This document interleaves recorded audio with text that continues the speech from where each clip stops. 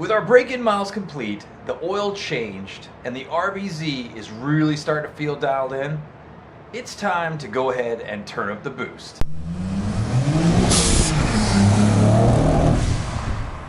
I am once again making a little piece at the end to put at the beginning. We have hit another awesome milestone, guys. 500 subs on YouTube, 500 followers on Instagram, and you know what? It's not about me, it is about us, this community.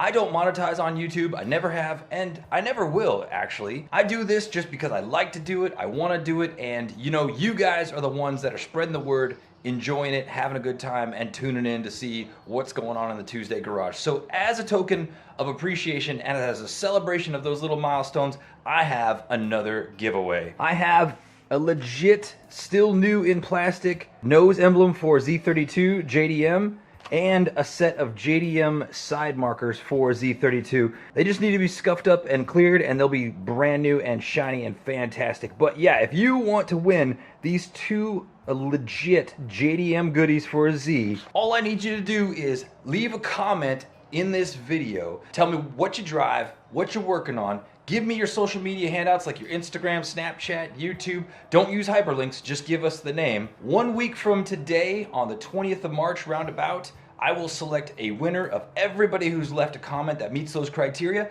and that person will win those legit JDM goodies. I hope you enjoy the rest of the video. Thanks again. Just before the last episode ended, the mailman arrived, and I had to stick it in there as kind of a tease. Our wastegate control solenoid actually arrived. Right here, we finished our break-in miles, we did our oil change, and now, man, it's time to get off of wastegate boost at 9.5 PSI and get up to 13.5, as safe as the R32, R33 turbos are gonna go. I'm not too worried about it. Everybody's gonna say, oh, they're gonna freaking blow up, blah, blah, blah. Man, let's let them go. We're gonna get to a safe place, we'll let those turbos do their thing, and then eventually we'll work on that. I went with the Haltech unit because of the compatibility it has with the ECU. Now originally, I actually installed this OEM or OEM JDM. The original Skyline boost control solenoid. The one is actually still in the car. This is an extra one I happen to have from an RB25 from years and years ago. I cannot get this thing to work with the Haltech ECU, and I don't know if it's a matter of the polarity, the frequency, etc., etc. The fact of the matter is that we want to take advantage of all of the technology that Haltech ECU has to offer, and that means that we want to run our system in a closed loop operation so that it's constantly working out the boost in all conditions. I figured let's go with the aftermarket wastegate control solenoid from Haltech. That way we know it's paired with the ECU. We know we can get a reliable map for it from Haltech. We know that it's on the right frequency. We know that it's going to work with the closed loop of operation. And the polarity on it doesn't matter, so we can wire it either which way into the ECU. From Wiring Specialties, the pin on the ECU that controls the wastegate control solenoid, that actually didn't even exist. So I went to the main harness plug on the ECU, pin to wire into there. That is our focus for today. But before we get there, let's do a quick update on the other green Z that's in the shop. So she is still here, but man, she is about to go. I just have a few more things to tidy up.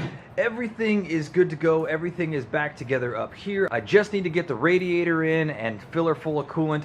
I've been working on actually separating the wiring for the PTU, so we're not going to have the PTU here. I'm actually running the PTU right over there. It's going to be a lot better over there than sitting on the engine. Transmission's already in, exhaust is halfway in, but I needed some gaskets. I got all those. All the fluids are in except for the coolant. The interior is all back together. I don't have much left to go, and I'll tell you what, while I go ahead and button up the last bits of this Z, I'm going to show you some footage that I took at Ron's Speed Shop in Honolulu. It was Tuesday. It was a meetup of the old school imports, JDM guys, and it just so happened to be the last day. A very controversial couple of bills has been sitting, waiting for hearing here in Hawaii, which would actually restrict permanently the import of any JDM car into Hawaii. Even if it was already US legal and you moved here, you would not be able to bring in a right-hand drive car. So those bills died, they never got a voice. So it was kind of like a gathering celebration type of thing. Really cool event. I think there was about 15 or 16 Skylines there and some other really freaking sweet JDM cars. So let me roll that footage while I button this up and enjoy that.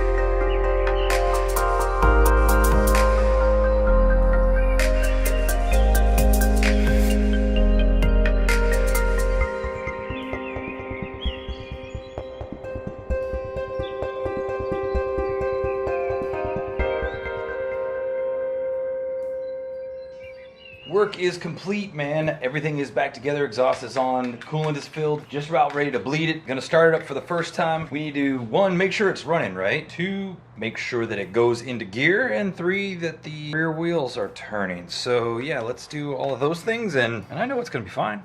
It's always fine. Okay. This does have it has an aftermarket car alarm. That was a pleasant surprise when I reconnected the battery. Hopefully we don't have any starting issues because of that aftermarket car alarm. Neutral.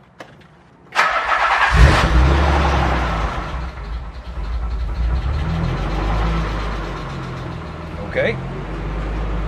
It's running. It's running just fine. Good oil pressure. Kind of slow to get the oil pressure, but everything's fine with that. Pushing the clutch. Oh, can totally get into first gear. We couldn't do that before when the engine was running. Let this out.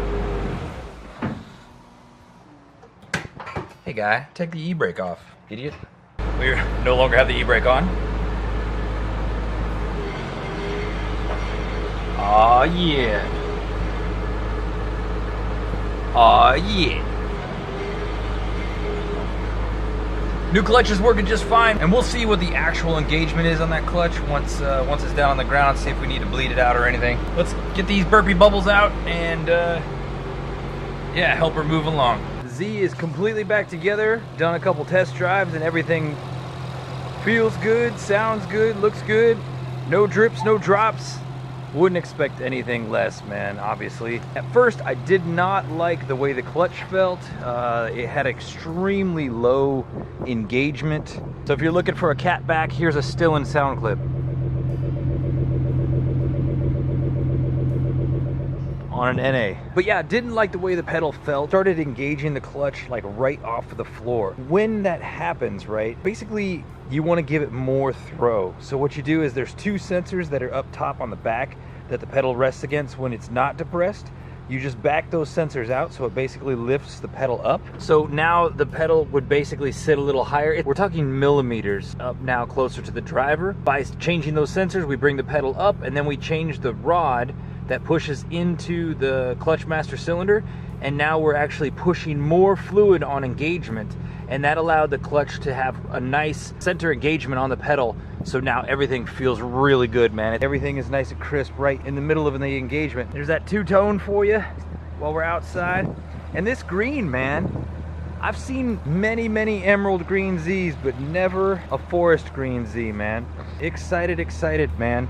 And you know, there's a couple good things that happen out of this about doing this work on this car. For one, I never realized just how freaking disheveled I was today, so excuse me on that. A couple good things about doing work on this car. For one, we're helping out the community, man, doing something greater than ourselves. There's a lot of things that I've given to this car and a lot of things I've done to this car that are just total freebies, man, that I'm just trying to prolong its life and just give to the community. For 2, it helps somebody out, not nearly as expensive. I'm not expensive at all, dude. To be honest, when someone brings a car to me, I always tell them, what's it worth to you? You know, and that's just the way I do business. If he had taken this to the dealer to change a clutch, thousands of dollars later, I'm sure he would have had it done, and it would have been done whatever. Everything that we do gain working on this car goes right back into the project RBZ.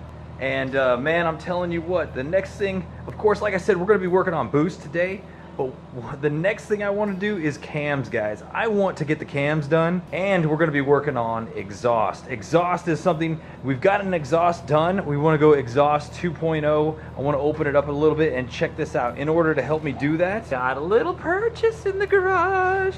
So, I'm just gonna hang out now. I think it's time to eat some chips, let the Z hang out and get ready for its owner to arrive, and yeah, we'll call it quits. Good morning and welcome back. For you, it's just been a few seconds. For me, it's been about a week. It is a beautiful morning this morning. I just went for a run. I'm feeling fantastic, feeling great. This last week, I've been really busy just with family stuff and whatnot, but today I want to get that boost controller done, and we are going to up the boost and up the fun. Let me show you first how an OEM boost controller is wired in and how we are going to be wiring in the Haltech boost controller, how most aftermarket boost controllers are wired in. This is the turbo.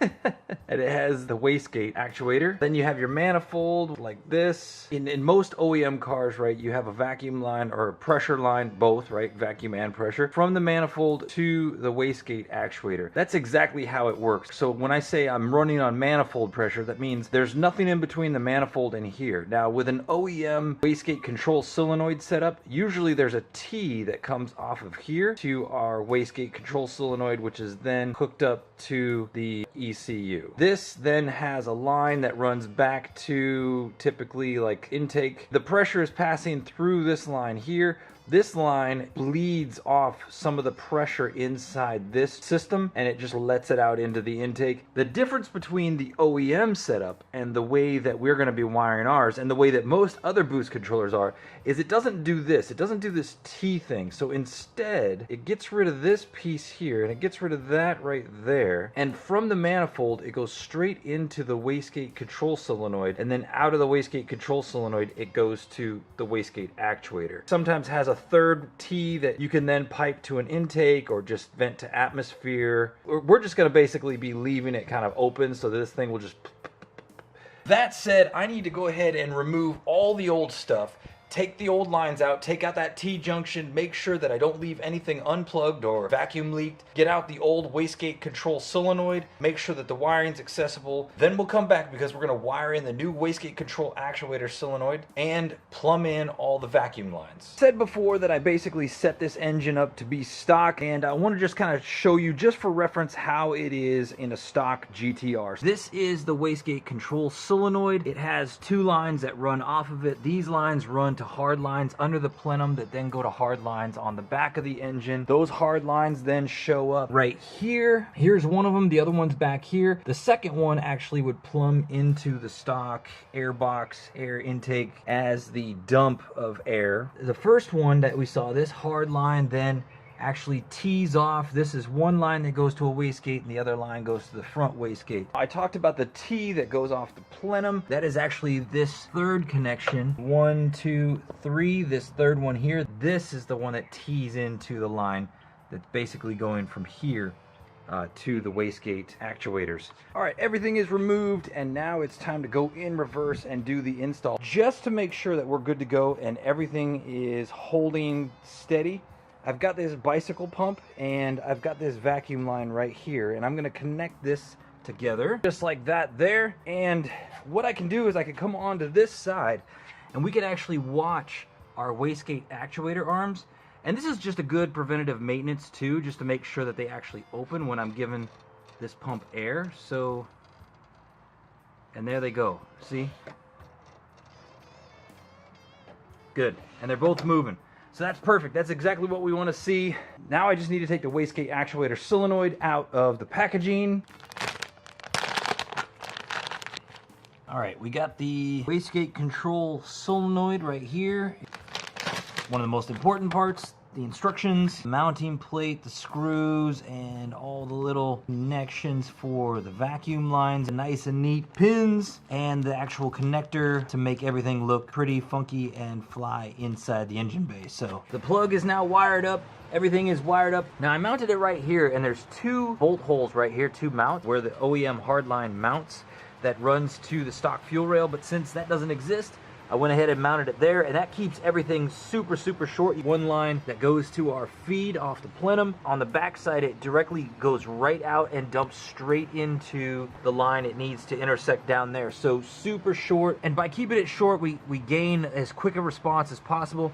Here is our atmospheric dump. Everything is good to go. I just need to finish the wiring inside the car just to make sure it's going to exactly where it needs to go. And then I think we're ready to go check it out, try it out, and start seeing some real boost numbers now. And in case you're wondering why you still see the green Z here, I'm actually just babysitting because, you know, yeah, that's a thing. And as always, the very last thing we need to do is mess with the Haltech and make sure that everything is funky fresh and jiving. All right, we want to look at main setup here. Under outputs, we want to do boost control. So we check that block for boost control. Under the boost control tab, we see here that we want to run closed loop and the frequency of 33 Hertz. Now that is the frequency of the Haltech boost control solenoid, and we get that from the specs of the solenoid itself. We've got it activated, so we look out here on our main menu. So we'll go ahead and hit apply and OK to close that window.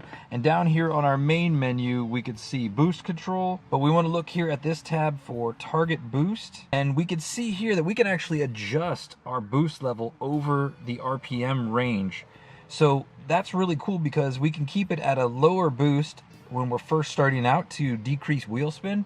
And then as we increase in RPMs, we can increase the boost. My goal is about 13.25 pounds of boost. Let's see, 13.25. And let me go ahead and change the rest of these. We've got all these values in. It tells me I need to reboot the ECU, so I also need to save these changes. We'll get the car warmed up to temperature and make sure that she's actually hitting these boost values. So I'm out and about, and she is boosting, but still not really hitting my target. And I think I'm gonna go ahead and change that step-up boosting that's going on. I'm just gonna set it for a straight 13.3 PSI all the way across the board. And right now I'm not too worried about the wheel spin. I just wanna make sure it's getting above wastegate boost, and then we'll start torquing it when we start getting a little more tuned, a little more serious. So I'm gonna make some tweaks right here with the computer. I'm gonna run back home. It's way too hard to drive and film at the same time, especially when you're trying to pull. And I'm gonna grab somebody to come ride along with us, and yeah, that should be pretty cool. All right, back at the house, man, and that last pull that I just did, the butt dyno says it's freaking fast. I'm still not getting over 10 PSI on the boost gauge, so I need to take a look at the wiring again. It looked fine, but maybe something else is just not, it's not triggering correctly. The good news is that it's not going over 10 pounds.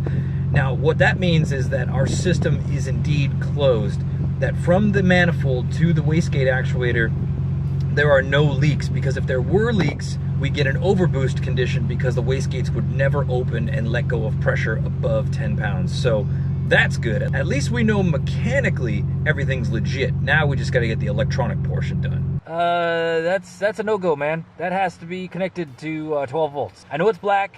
Don't bite my head off. It just is what it is. But one of the wires for boost control is not even connected. Once I get 12 volts to this, and this one is running to the actual right pin of the ECU, then we'll be boosting, man. All right, everything's hooked up. Got Q with me, and yeah, man, we're gonna go see what she does.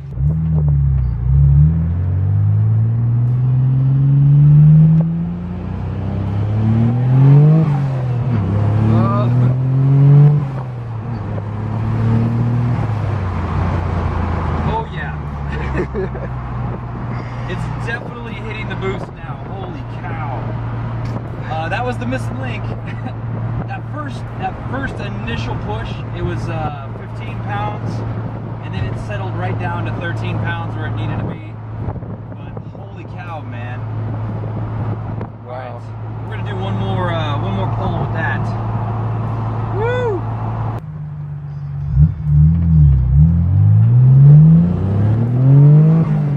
Look.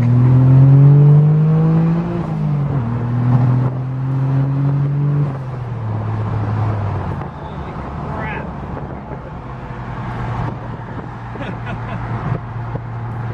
The camera's going crazy. that was all right, man. That was all right. That was pretty sick. Woo! Definitely want to do some tweaking and tuning just to work out the closed loop operation a little bit tighter, make sure that we're not getting any like crazy over boosting. But man, that's 13 pounds that's all right, dude. I feel it everywhere, like my jaw's tight, my back's tight. All right, we're gonna cruise back to the house, and then I guess we'll just kind of wrap things up. It's a weird turn. Some IT champions.